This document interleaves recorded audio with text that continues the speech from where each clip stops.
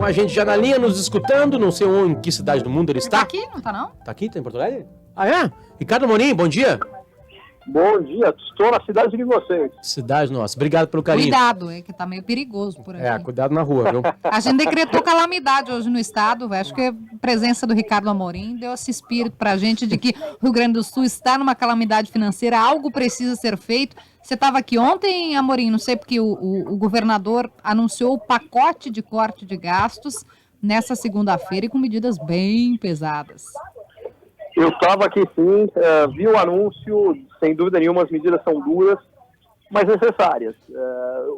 Eu acho que a gente está chegando no Brasil, e não é exclusividade do Rio Grande do Sul, no Rio de Janeiro a gente teve isso recentemente, em outros estados eu temo que pode ser que demore mais um pouquinho, mas a tendência é parecida, a um choque de realidade, aquela hora que o cara se dá conta que o rei está nu. O que está acontecendo é que, depois de um período muito longo, onde o recurso público foi tratado como sendo sem fim, e os gastos, isso tanto no governo federal quanto nos governos estaduais, os municípios cresceram muito, a gente passou a ter desequilíbrios gigantes, e aí na hora que falta dinheiro para pagar as contas, os ajustes são muito dolorosos, e foi isso que a gente viu ontem aqui. Eu estava acompanhando na tua página no Facebook uma discussão também que me chamou a atenção e que acho que está sendo necessária nos estados e vai acontecer em nível nacional, que é a discussão sobre a Previdência. E eu queria que tu explicasse um pouquinho para o nosso ouvinte, da mesma forma didática como estava ali naquela entrevista no Facebook, a conta não fecha, né? E por quais motivos, Ricardo?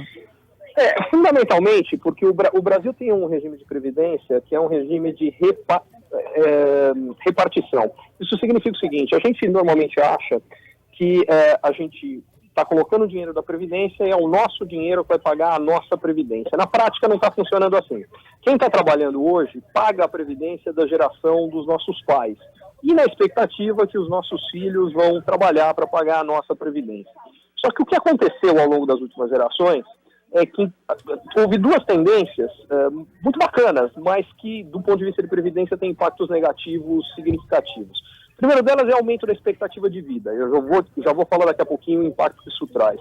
O segundo foi que, com a entrada crescente das mulheres no mercado de trabalho, o número de filhos das famílias começou a cair e caiu muito e muito rapidamente. Resultado: quando criaram a Previdência no Brasil, a gente tinha 10 pessoas trabalhando para pagar para aposentadoria de uma. Tinha um aposentado para 10 trabalhando. E esse sujeito que se aposentava, depois da aposentadoria, em média, ele vivia mais 8 anos. Bom, caiu a taxa de natalidade, hoje a gente tem 2 trabalhando para cada uma aposentada. E, além disso, depois de aposentado, em média, as pessoas vivem 18 anos.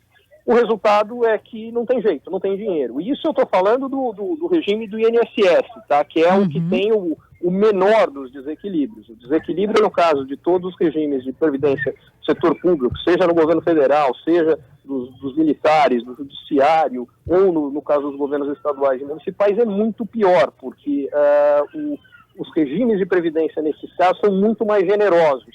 E, mais recentemente, a contribuição dos servidores passou a ser um pouco maior do que a contribuição no INSS, só que os benefícios são muito maiores, então o desequilíbrio também é muito maior.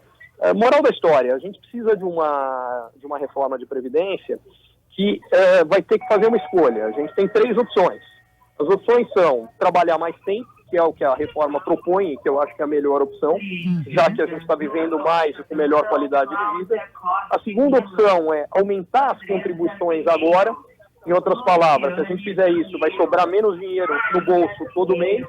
E a terceira opção seria diminuir os benefícios lá para frente, o que também é uma péssima opção, porque a gente vai precisar desse dinheiro para pagar a aposentadoria. Então, o que é muito duro é que foram feitas promessas pela classe política que são insustentáveis. E é muito difícil mostrar isso para a população hoje, num momento em que estão vindo à tona montes e montes de escândalos, de corrupção, de mau uso do dinheiro público, roubalheira, enfim. Então, a percepção das pessoas é que se a gente resolver a questão da corrupção, aí o dinheiro seria suficiente para as outras coisas. Mas, infelizmente, não é verdade. A gente sim tem que combater corrupção com toda a força, mas ainda assim precisa resolver os outros problemas, porque senão vai continuar a não ter dinheiro. Ô, Ricardo, o que aconteceu nos Estados Unidos que muita gente não entendeu, a gente não conseguiu compreender no processo que Donald Trump seria o presidente dos Estados Unidos? O que eu acho que aconteceu foi o seguinte, é a soma de alguns fatores. O primeiro, por que ele acabou levando a eleição? Porque a gente está tendo um movimento nos países ricos, e é algo que eu já temia desde 2008, 2009, que é o seguinte, quando você tem uma crise financeira muito aguda, muito profunda, como foi a de 2008, 2009 nos países ricos, você tem na sequência, por uma série de razões, um período de crescimento muito baixo. Fundamentalmente, aquela crise tem um componente muito diferente, por exemplo, da nossa hoje e de todas as que o Brasil viveu, que ela passa por um excesso de endividamento de consumidores, de empresas. O resultado disso é que, por um período longo depois, as empresas e principalmente os consumidores, eles têm que se desalavancar, que significa o seguinte, eles precisam diminuir a dívida. A única forma de você diminuir a dívida é reduzindo o consumo. Quando você reduz consumo por muito tempo, o que você tem é que com menos consumo o crescimento da economia cai. Com menor crescimento da economia, você tem um impacto negativo da riqueza de todo mundo. Para piorar, no caso americano, e em alguns casos na Europa também, teve um processo de concentração de renda. Quando você tem grande concentração de renda e baixo crescimento, você criou o terreno perfeito para os demagogos populistas, tanto de esquerda quanto de direita. Aliás, foi exatamente essa situação que explica por que dos anos 80 para cá a gente teve tantos populistas aqui na América Latina, no nosso caso de esquerda. Mas o que está acontecendo na Europa e nos Estados Unidos é que estão surgindo os dois grupos. Por exemplo, nos Estados Unidos, nessa eleição, a esquerda, o Bernie Sanders, que é um populista de esquerda, quase conseguiu a indicação do Partido Democrata. E o de direita, que o Trump, ganhou a eleição. A esquerda, nesse momento, culpa os ricos pelo problema da maioria. Fala, olha, você está mal porque o gato gordo ficou com a sua parte. Vamos em cima dele. A direita culpa os estrangeiros. É nesse momento que aumenta a xenofobia, que aumenta uma série de preconceitos. E isso, infelizmente, é o quadro que a gente viu na década de 30, quando teve a crise de 29, o crash de 29 e a Grande Depressão. A resposta foi exatamente o crescimento desses movimentos xenófobos, enfim, e acabou na Segunda Guerra Mundial. E esse movimento que a gente vê na Europa e nos Estados Unidos até agora está sendo, infelizmente, até agora é um espelho do que o que aconteceu na década de 30. Eu espero que ele seja revertido antes que a gente tenha consequências ainda mais graves. Mas foi por isso que eu sempre tive medo e sempre desconfiei que o Trump tinha chances reais de ganhar a eleição. E além disso, tinha um outro fator específico, que eu desconfiava que as pesquisas não refletiam a realidade, porque eu achava que parte do eleitorado do Trump tinha vergonha de dizer isso na pesquisa. Quer dizer, imagina uma mulher latina que na pesquisa chega alguém e pergunta, você vai votar em quem? E ela não tem como chegar e falar, não, vou votar no Trump. Mas na hora que ela está na urna, se ela prefere o Trump, ela vota no Trump e ponto final. Como as pesquisas estavam apertadas, eu achava que isso podia ser o suficiente para virar o resultado da eleição, que foi o que aconteceu, até porque tinha um outro detalhe, né, que é o colégio eleitoral, que é essa aberração americana, onde a Hillary teve mais de 1 milhão de votos a mais do que o Trump, mas perdeu a eleição. Davi? Sabe que tempos atrás eu fiz um curso com o Ricardo Amorim, aí em Porto Alegre, né, e isso há alguns anos. E nesse curso você falava, ressaltava o papel da China no crescimento brasileiro, né? É verdade que a China diminuiu o seu crescimento agora, mas continua firme, continua forte, né? E o Brasil não. O que aconteceu para que o Brasil não continuasse aproveitando esse empuxe, digamos assim, da China? Esse é um ótimo ponto, Davi. Eu, principalmente por volta de 2011, talvez até 2012, eu até trato disso no meu livro que eu publiquei recentemente, no Depois da Tempestade, eu acreditava que seria muito difícil o Brasil não continuar crescendo num ritmo acelerado, exatamente por conta desse efeito muito forte e positivo que a China tinha na economia brasileira em particular, pelo aumento da procura por produtos que o Brasil é muito competitivo, que é o caso de alimentos, metais, minerais, enfim. O que eu, na realidade, subestimei foi a quantidade, o tamanho e a profundidade dos erros de política econômica do governo Dilma e, mais para frente, a própria gravidade da crise política. Eu acabei vendo isso, mas eu levei alguns anos para perceber. E o fator fundamental foi que a gente gerou 3 grandes desequilíbrios aqui. Um de contas externas, porque o Brasil passou muito tempo só estimulando o consumo, mas sem estimular a produção. E o que aconteceu é que, como o custo de mão de obra subiu no Brasil, o custo de matérias-primas também subiu, o custo de energia subiu. O que a gente teve foi que, por todos os lados, aumento de custos. O que normalmente equilibra isso é aumento de produtividade, só que o Brasil não teve, porque a gente não investiu como deveria em educação, nem em mecanização. O resultado foi que ficou caro produzir no Brasil, aí a gente começa a trazer cada vez mais produto de fora e cada vez exportar menos. Então a gente, pra você ter uma ideia, ao longo dos anos em que o ministro Guido Mantega teve no Ministério da Fazenda, a gente foi de um superávit comercial na balança de produtos manufaturados, quer dizer, produtos industrializados, de 10 bilhões de dólares, e depois, 8 anos depois, quando ele estava saindo do governo, a gente tinha um déficit de 110 bilhões de dólares. O segundo problema foi a inflação. O governo não quis, ao longo do governo Dilma, eles fizeram uma opção que foi não combater a inflação, como deveria, isso porque combater a inflação inicialmente significaria juros mais altos, crescimento menor, e isso poderia ter tido um impacto negativo na eleição de 2014. O resultado foi que a inflação veio com tudo. Eles seguraram, um dos instrumentos foi segurar os preços que o governo controlava, é o caso de energia elétrica, é o caso de gasolina, ônibus, metrô, até passar as eleições. Passou as eleições, sobe o preço disso tudo. E, em paralelo, a perda de confiança no Brasil fez com que as pessoas, para se protegerem, começassem a comprar cada vez mais dólares. E comprando dólares, elas fizeram com que o preço do dólar subisse. Quando aumenta a procura pelo dólar, o preço do dólar sobe. E, na sequência, todos os produtos importados, que o preço é em dólar, começam a chegar mais caros no Brasil. O resultado é que a inflação sobe com tudo no Brasil. O terceiro grande desequilíbrio foi de contas públicas. Para o Brasil, ou para conseguir se reeleger, o governo Dilma gastou todo o dinheiro que tinha e o que não tinha. E o resultado desses 3 desequilíbrios somados à crise política foi a mais profunda recessão que o Brasil já teve nos últimos 115 anos. A boa notícia é que os 2 primeiros desequilíbrios já estão resolvidos. Quer dizer, a gente hoje já tem, vai ter esse ano o maior superávit de balança comercial da história. Isso aconteceu em função de uma alta muito grande do dólar e da própria recessão aqui. Em segundo lugar, a inflação vem em queda desde o começo do ano. Falta resolver o terceiro problema, que são das contas públicas. E é para isso que são fundamentais tanto a reforma da Previdência quanto a PEC dos gastos. Passando essas 2 medidas, os problemas brasileiros estão resolvidos, e desde que não haja uma crise externa, que pode ser que seja a eleição do Trump, seja os problemas na Europa, podem ser o gatilho de uma crise externa, mas se não acontecer, o Brasil vai entrar numa recuperação econômica muito mais forte do que hoje a maioria imagina. A Lava Jato não pode, de alguma forma, também atrapalhar esse processo? Atrapalhar no sentido de bagunçar com a política, com alguns nomes... Das medidas não serem aprovadas, exatamente. Enfim, a PEC pode, que você citou. Ela pode. Eu acredito que isso, a chance obviamente existe. Me parece menos provável, na minha opinião, pelo seguinte.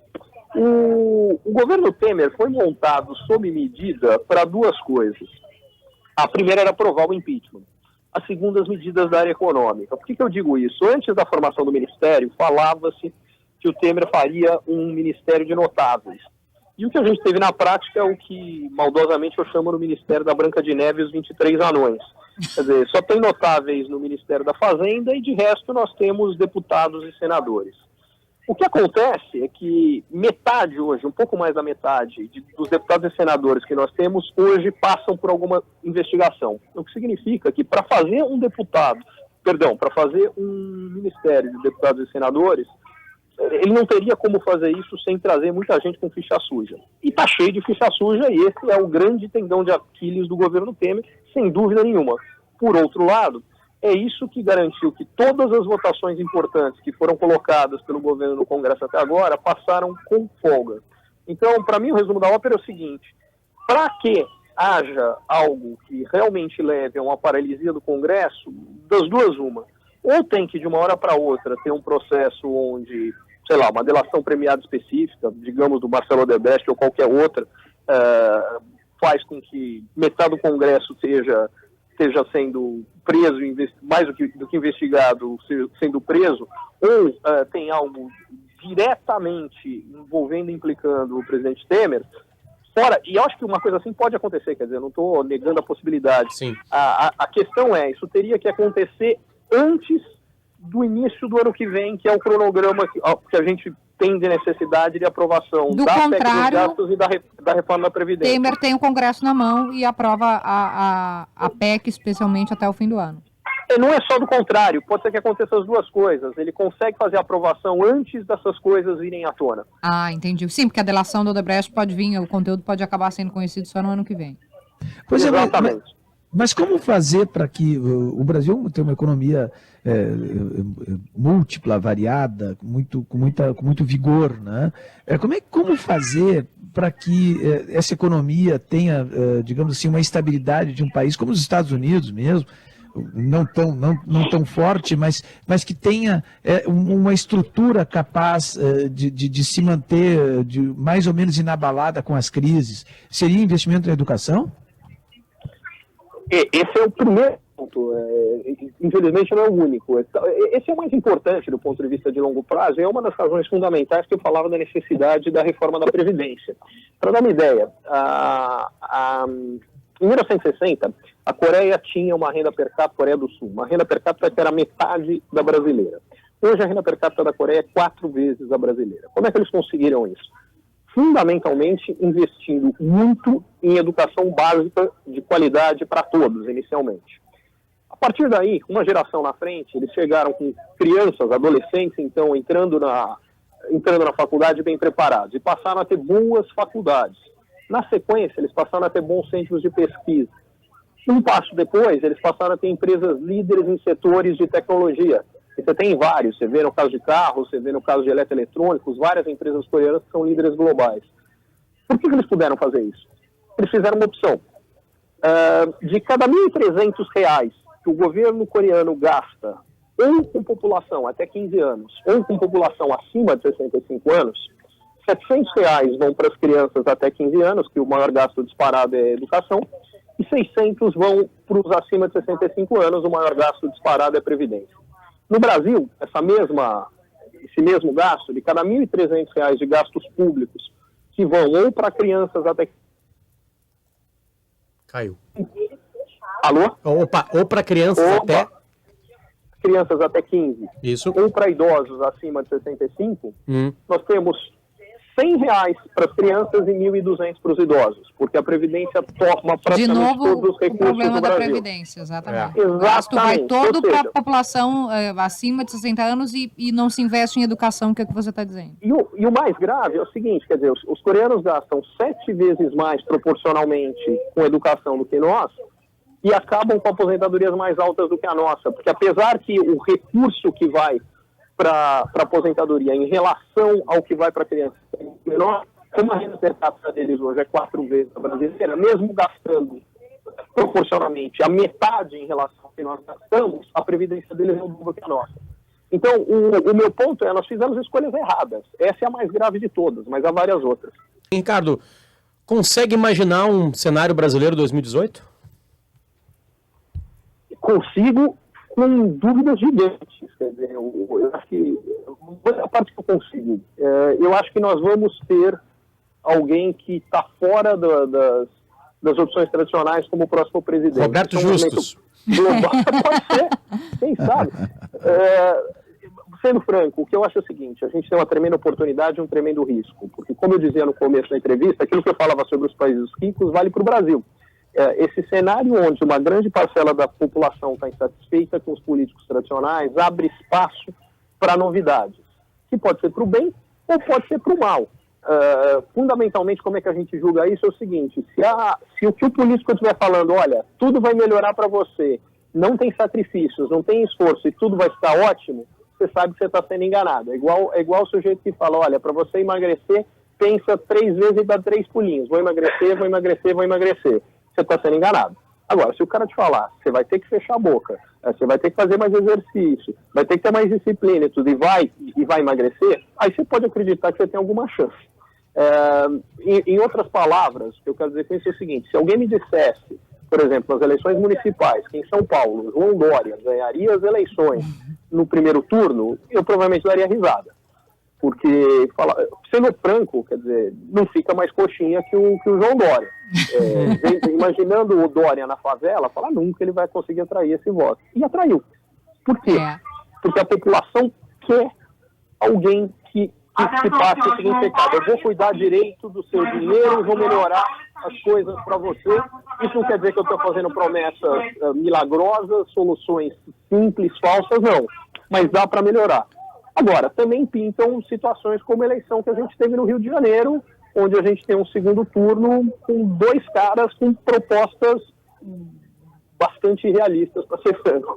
Então, o que vai acontecer no Brasil é difícil. Uma possibilidade que eu vejo é o seguinte: se a economia brasileira começar, de fato, a andar melhor, eu acho que quem tem grandes chances na próxima eleição é Henrique Meirelles, apesar de ser um sujeito sem carisma nenhum. Porque é o processo do Fernando Henrique. Quer dizer, era um governo do PMDB, sem sucessor, um governo tampão. Quando uma melhora econômica alçou, então, o ministro da Fazenda a essa posição. Por exemplo, quem defende hoje a PEC, publicamente, não é o Temer, é o Meirelles. Por quê? 2 aspectos. O primeiro, você preserva a imagem do Temer hoje, que é uma medida impopular, e a popularidade do Temer hoje é muito baixa, ele não tem muito para gastar. E a segunda, isso funcionando, isso dando certo, daqui a 2 anos, quem fez? E aí você tem um candidato. Essa impopularidade não ajuda não, Ricardo? Ontem eu estava vendo o conselhão, o Nizam Guanais falou isso: aproveite agora, presidente Temer, que o senhor é impopular, que não tem nenhuma popularidade, e faça todas as medidas, né? E aliás, o governador Sartori aqui, que apresentou todas as medidas também, não conta com índices de aprovação lá em cima, até porque está parcelando salários. Não ajuda não para botar medidas tão amargas assim, para usar uma palavra, né? Não, eu acho que não. Acho que nos 2 casos eles não estão fazendo porque são impopulares, eles estão fazendo porque eles não têm escolha. E mais do que isso, o que eu acho que no caso do Temer é importante é que o Temer se colocou como não interessado em ir para a reeleição. Isso eu acho que é fundamental. Entendi. Porque isso ajuda a reduzir parte da oposição. E a questão é, a gente que acha que pode estar competindo com o Temer em 2018, vai boicotar as medidas do Temer. Se ele não se coloca como candidato, fica mais fácil só acontecer. Já prevendo a disputa. Aliás, apesar do que eu falei do Meirelles, o próprio Meirelles tem que falar exatamente o contrário, de jeito nenhum, não tem a menor intenção, porque senão bloqueiam do mesmo jeito. Ricardo, para acabar aqui, muita gente perguntando através do WhatsApp, Twitter, Facebook, de tudo que é jeito aqui, isso tem como chutar mais ou menos como é que vai estar o dólar daqui a um mês? A resposta é não sei. Uma das coisas que eu aprendi é que 2 coisas que não dá para saber a respeito do dólar é em que preço e quando ele vai estar. Eu posso falar um preço, mas não quando. Eu posso falar quando, mas não o preço. Tá, mas vai subir ou vai cair? O Inter. Não sei, depende do Temer. E o Inter, Ricardo, conta para nós, vai subir ou vai cair? O Inter, eu fiquei surpreso ontem com a derrota com o Corinthians. O que eu consigo dizer é o outro lado da tabela. O meu Palmeiras vai ser campeão. Essa eu consigo dizer. Temos alguém feliz nesse programa. Que bom. Os extremos. Obrigado, Ricardo Amorim, pelo papo com a gente aqui. Aliás, agradecer está aqui, saindo, né, de Porto Alegre, né? Participou do EGESCOM. Estou aqui no hospital, aqui agora. Ah, tá. A gente está... Então, mandando um abraço. Não, perdão, não é Jesus, no hospital, que matou a gente do coração. Não tô, não. Eu tô com o eco da minha voz aqui, que eu tô um pouco atrapalhado. Não, sem problema. Obrigado. Do sanduíche. Não, foi muito bem. Muito obrigada. Obrigado pelo carinho. Valeu. Boa viagem. Agradecer o pessoal do SESCOM, né, que o Ricardo veio para participar do Encontro Gaúcho das Empresas de Serviços Contábeis, Luciano Potter. Ainda tem hoje ainda, né? Tem hoje, exatamente. Né? Participou aqui com a gente.